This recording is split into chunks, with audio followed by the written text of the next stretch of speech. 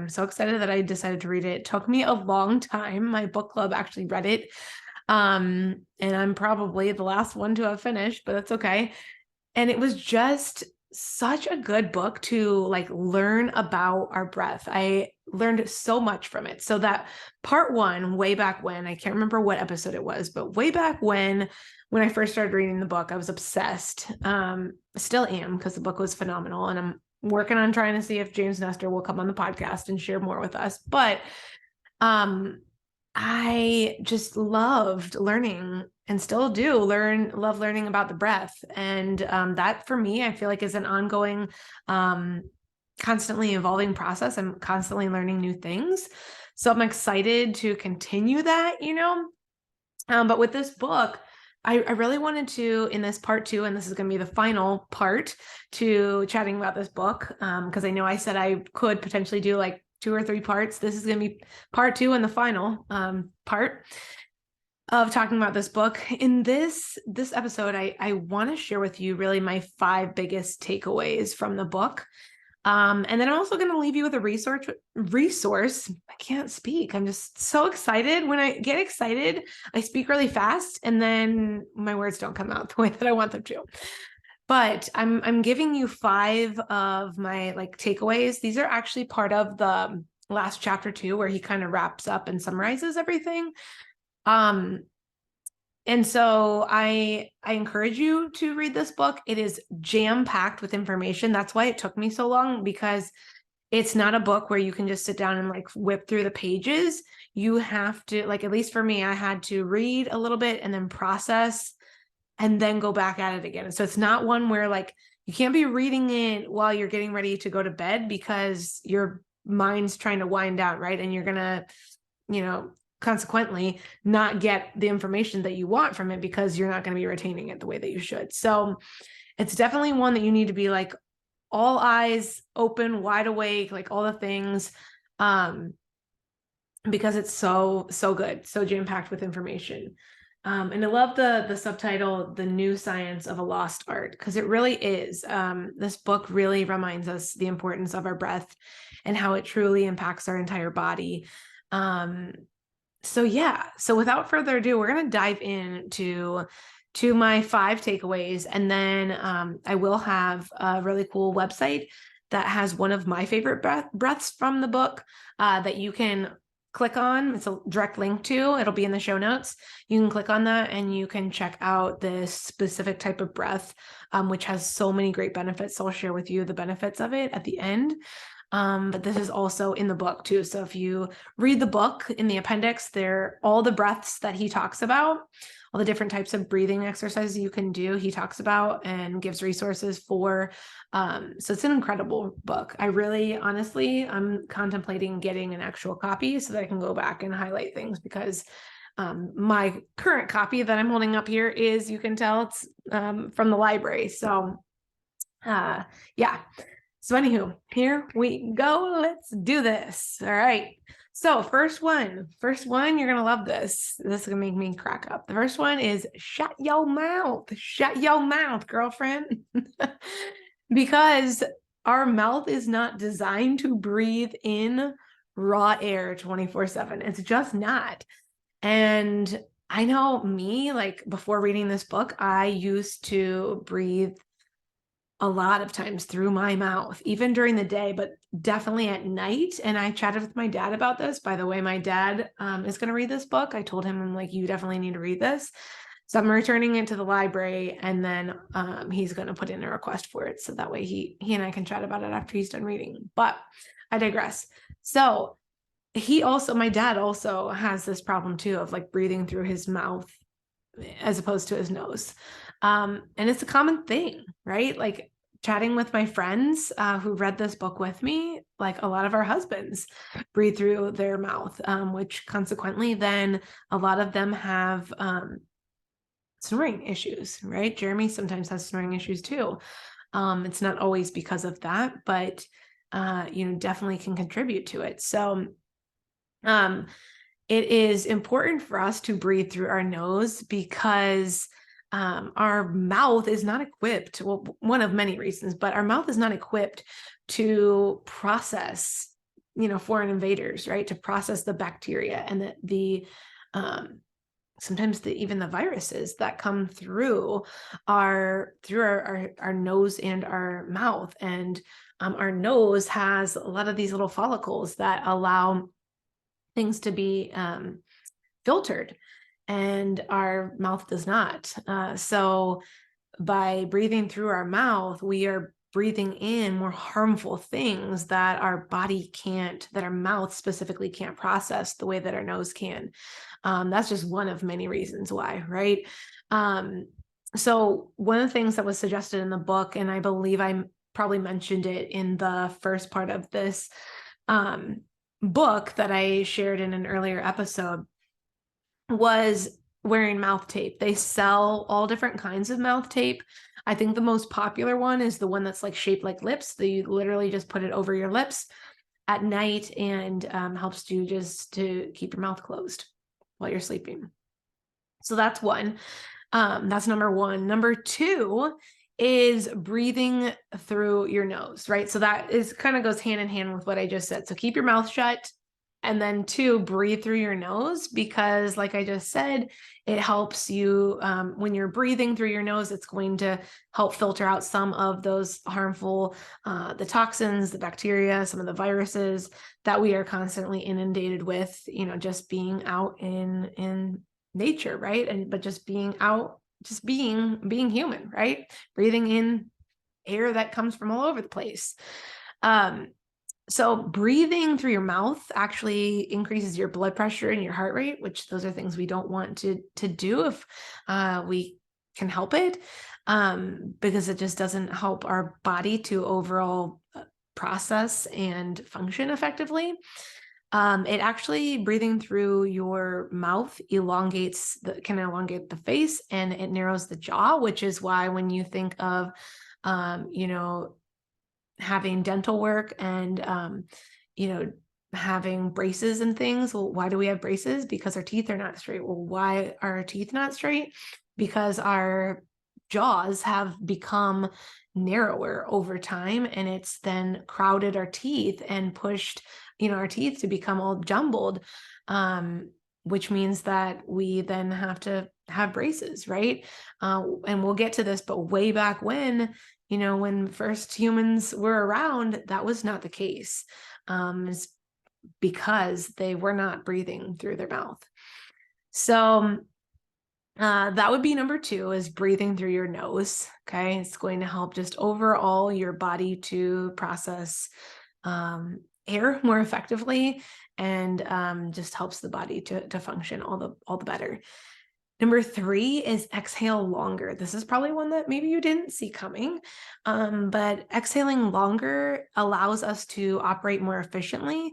When we exhale fully, that's going to allow us to bring in more air to oxygenate our body, which is going to keep our body functioning better.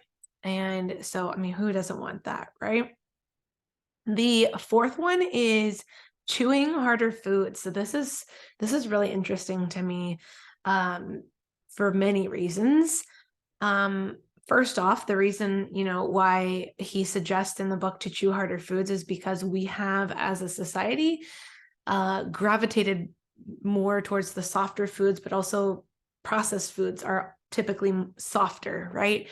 And so when we are chewing softer foods, we are not really giving our jaw a good workout. We are allowing our jaw to kind of become limp and not really as strong as it should be. And this can, cause us to really this can cause us to have less effective breath. And I know that might be kind of interesting to think about, but by chewing harder foods, you're going to actually slowly change the size and shape of your mouth, which is going to help overall your breathing practice. So chewing harder foods, could be crunchier foods, but really just being more intentional overall, but by chewing food, right? And eating whole foods is the name of the game, is the way to go. I love how he shared, this is just super wild and fascinating all at the same time, but he shares in the book that the bones in the face continue to grow even into our 70s. So like you can change the shape of your face, you can change the shape of your jaw, your mouth, like throughout the entire process, throughout your entire life, which I find just crazy, but like crazy in a good way. And so I was telling you this earlier that I was going to come back to this, but here it is. So the first people to actually walk this earth actually had large sinuses, a strong jaw, and straight teeth. It's because they were chewing hard things, like they were chewing hardier things. They were chewing, just period, done the end. And we are not doing such things, right? We have smaller sinuses. We have narrower jaws. We have crooked teeth. Unless my teeth are straight. I'm showing you my teeth on YouTube right now. I have straight teeth, but that's because I had braces, right? They were not straight, growing up. So yeah, just crazy how, the practice of breath and the practice of chewing, the practice of breathing through our nose can really change a lot of things in our whole body, physicality, but also just way that we be, like our being, right? So number 4, like I said, was chew harder foods, just chew more, period. And I kind of have a bone to pick with that right now, the chewing harder foods, because if you know, I've been talking about this a little bit on my stories on Instagram, which has carried over into my stories on Facebook. And I've been talking about how I have been chewing harder foods. I'd like to say that it's because of this book, but it's not. It's just because I've been wanting to eat more mixed nuts. There's a really good mixed nut brand or blend, if you will, that I have been craving lately. And I've been eating it so much that my jaw has been tense and tightening up. And so I have laid off of them because I actually found out that I didn't have a double ear infection like I had thought, because I went to the Minute Clinic and that's what she diagnosed me with. And so then I went to the ENT and he was like, well, I don't see any infection in your ears. They look quite clean to me. And he's like, I think what's going on is you might have been eating harder foods. You might be clenching your jaw, which yes, I do. And so that's causing your jaw muscles to become inflamed, which is leading to, ear discomfort. And because your jaws are, of course, very closely tied, closely connected to your ears. So I'm like, okay, yeah, this makes total sense. So the reason I bring this up is because my ears have started to feel better. My jaw has started to feel better since I've laid off of chewing some crunchier things. So I'm like I said, I kind of got a bone to pick with this because I'm like, on one hand, I get it, I see it, and I want to do that, but at the same time, I'm like, I also have this issue right now with my ears being very sensitive. So yeah, I'm actually in the works of going to a chiropractor to hopefully get a second opinion on just what maybe I could do with my jaw, maybe just getting a realignment. Thank you, JC, my girl JC, if you're listening. I wanted to go to the chiropractor for my back. But then she suggested, they could do a whole body alignment, including potentially your jaw. So if you're having the same issue as me, maybe go look into that as well. All right, that was a huge side tangent. So let's get back to the final takeaway that I have for you, which is creating the perfect breath. And I'm saying that in air quotes. I'm showing you in air quotes on YouTube because, nothing is perfect, right? But if I guess I would say the ideal breath is what I'm going to say instead of the perfect breath. The ideal breath is, he says in the book, James Nestor says in the book, is to breathe in for 5.5 seconds and exhale for 5.5 seconds. Now, obviously, we're not going to probably time that, for 5.5 seconds, like on the dot. So I would just say, 5 to 6 seconds, right? Breathe in for 5 to 6 seconds, breathe out for 5 to 6 seconds. And really, he talks about, making sure that's including your diaphragm. Because I, for one, know that I have not, like I've said this, I've been very vocal about this and very open about it on here as well, on the podcast, that I have not learned how to properly breathe. For one, when I was a child, I would hold my breath in. It was just something I did as part of like, my anxious tendencies, my perfectionist tendencies, if you will. I sucked my breath in a lot. I sucked my stomach in a lot because I was self-conscious about how I looked when I was so young. Like I'm talking, starting probably in like third or fourth grade, I would start to do that. And so that takes a lot of unlearning, right? Because only recently have I started to really understand the importance of my breath and how to properly breathe. So yeah, he talks about just really making it a full body breath, breathing in and including that diaphragm, which is, your stomach area. It has to be part of that. And then, like I said, I wanted to tell you my favorite breath from the book that he talks about, which is the Tumo breath. And it can put you into sympathetic or parasympathetic states. I personally want to be more in the parasympathetic state because for a lot of my life, I was in the sympathetic. And so I'm trying to heal my body through being more in the sympathetic, which I think a lot of us are. And this particular method of breathing was made really popular by Wim Hof. If you've ever heard of him, he's a pretty famous breath practitioner. And so I'm not going to go through really like in depth of how to do this one, but it's a series of 30 breaths, and you go through these breaths. It's a series of 30 breaths. Actually, let me pull it up in my book here really quickly. Hopefully I can find it. It was in the appendix, but it's a series of, like I said, 30 breaths. Where is this? I should have had it marked. And here it is. So it's a series of 30 breaths. And then at the end of the 30 breaths, you partake in like holding your breath, like a quarter of your breath for 15 seconds. First, you do it you hold in about a quarter of the air. Okay, so let's go back. So it's 30 breaths. You do them very deep and very fast.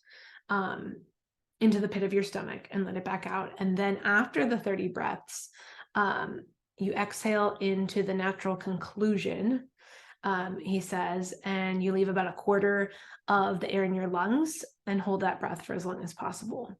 And then once you've reached your absolute breath hold limit, you take one huge inhale and hold it for another 15 seconds.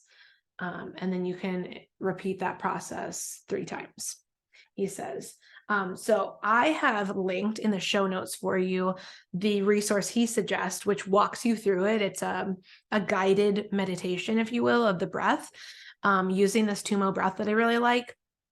And so that'll be in the show notes for you. But I wanted to just share with you some of the incredible benefits that the website, you'll see the website lists the benefits of it. So improved clarity and concentration, improved health and more vitality, opening the chakras. So like just opening your pathways, more confidence and power, inner bliss and joy, enlightenment, and helps to remove obstacles. So like, hello, who wouldn't want all of those things? Are you with me? I mean, yeah. So, I just loved this book, like I said, and it's a New York Times bestseller. Okay. I'm holding it up again. It's a beautiful cover to the book. A beautiful book with so much information, so much rich detail.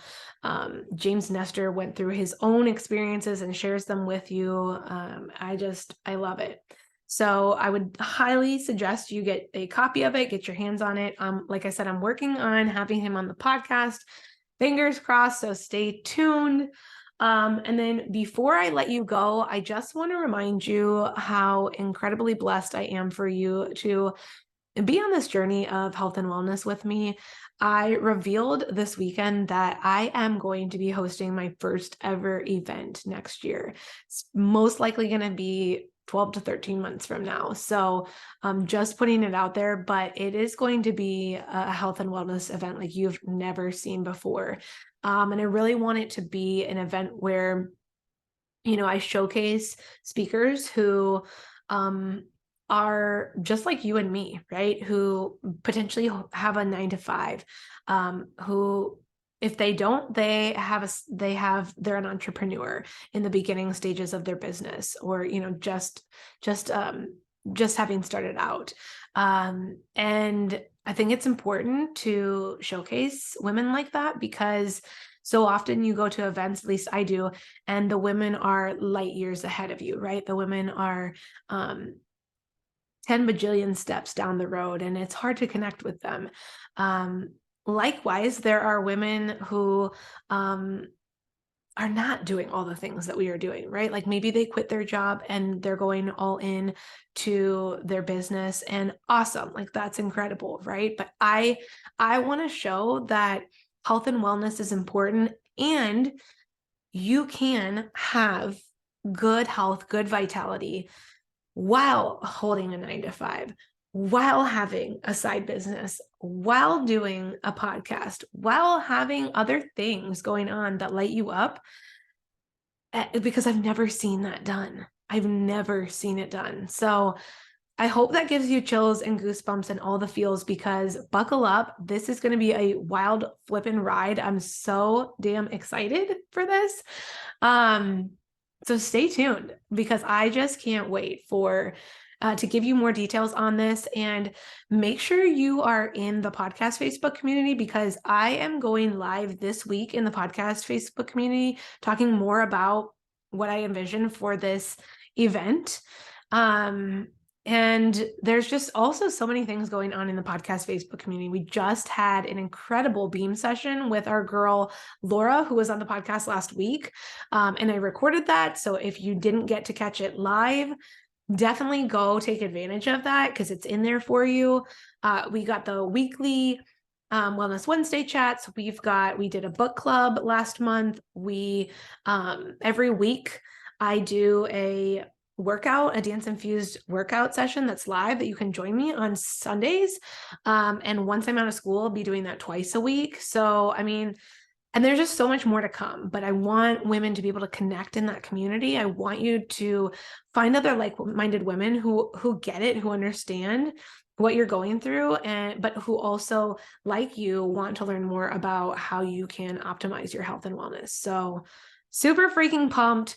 Go join us in the podcast Facebook community if you're not already in there. So much more to come in there, and stay tuned for more information about this incredible event that I'm going to be putting together, and how you can be a part of it. So I can't wait. I hope you have an incredible rest of your Monday, an incredible week. And remember, I'm always here for you. I love you, and you have got everything you need to make the changes in your life that you need to. So don't forget that, but know that I'm always here for you to help you through the thick and the thin. So I just thank you so much for listening. I love you, and we will chat next week.